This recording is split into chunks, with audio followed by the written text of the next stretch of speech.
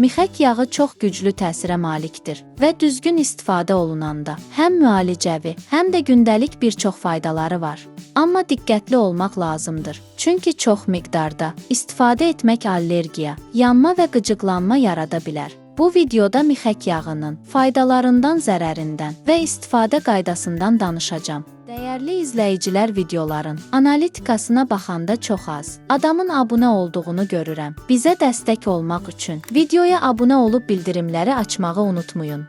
Tərkibində olan P və PP vitaminləri damar divarını möhkəmlədərək selikli qışalarda ödemi aradan qaldırır. Saya əzələlərin spazmını azaldır. Burun tutulmaları və öskürək zamanı inhalyasiya şəklində tətbiq edilir. Tənəffüs yolları üçün soyuq dəymə və öskürəkdə qaynar suya 2 damcı mixək yağı damızdırıb buxarını dərindən nəfəs almaq lazımdır. Boğaz ağrısında 1 stəkan ilıq suya 1 damcı mixək yağı əlavə edib qarqara etmək lazımdır. Mixəyin uçucu xarakterli efir yağları sinir sistemini sakitləşdirir, gərginliyi aradan qaldırır və orqanizmi tonuslandırır. İsterik nevrozlar zamanı aromaterapiya şəklində istifadə edilərkən müalicənin dozasını artırır.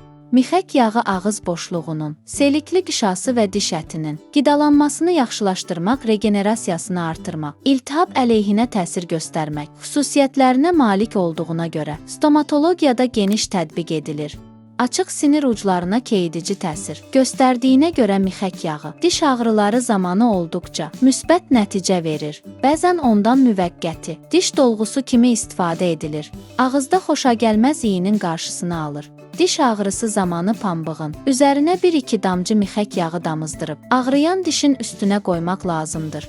Ağız qoxusu üçün 1 stəkan ilıq suya 1 damcı mixək yağı əlavə edib qarqara etmək lazımdır. Mixək yağını daxilə qəbul zamanı patogen mikroorqanizmlərlə yanaşı bağırsaq qurdlarını və göbələkləri də məhv edir, həzmi yaxşılaşdırır. Qaz qovucu təsir göstərir. Güclü hıçqırıq zamanı diafraqma əzələlərində olan qıcolmaları aradan qaldıraraq vəziyyəti yüngülləşdirir. Həzm sistemi şişkinlik və qaz zamanı 1 stəkan isti suya 1 damcı mixək yağı və 1 çay qaşığı bal əlavə edib içmək lazımdır.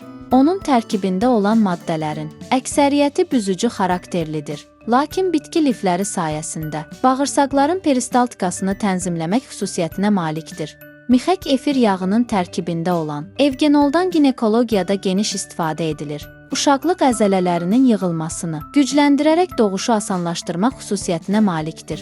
Həmçinin uşaqlığın tonusunu artıraraq zəif və az olan menstruasiyanı tənzimləyir. Mixək yağının afrodizyak təsiri cinsi həvəsi artırır.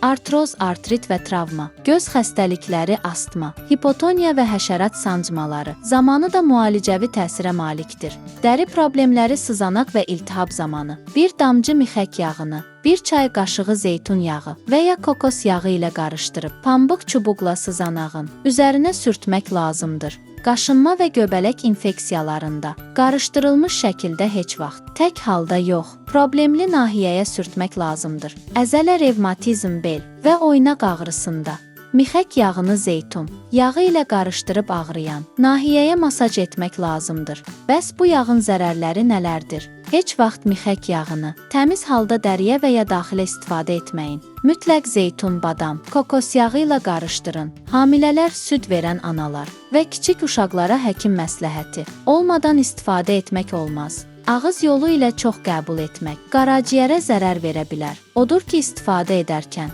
daha diqqətli olmaqda fayda var. Bəs siz mixək yağından istifadə etmisinizmi, nəticəsini görmüsünüzmü, rəylərdə yazın. Faydalı məlumatlar üçün mənim kanalıma abunə olub bəyənməyi unutmayın. Bu videoda bu qədər. İzlədiyiniz üçün təşəkkürlər.